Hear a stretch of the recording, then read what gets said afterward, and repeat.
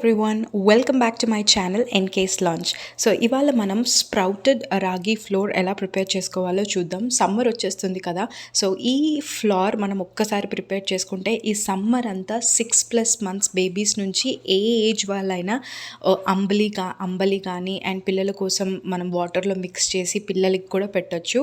And normal రాగితో compare చేస్తే sprouted రాగిలో ఎక్కువగా న్యూట్రిషన్ లెవెల్ పెరుగుతుందన్నమాట. అండ్ యాంటీ న్యూట్రియంట్స్ అనేది రెడ్యూస్ చేస్తుంది, డైజెస్టిబిలిటీని ఇంప్రూవ్ చేస్తుంది. And calcium, magnesium, folate and many లెవెల్స్లో హై అవుతుంది వెన్ కంపేర్ టు నార్మల్ రాగి.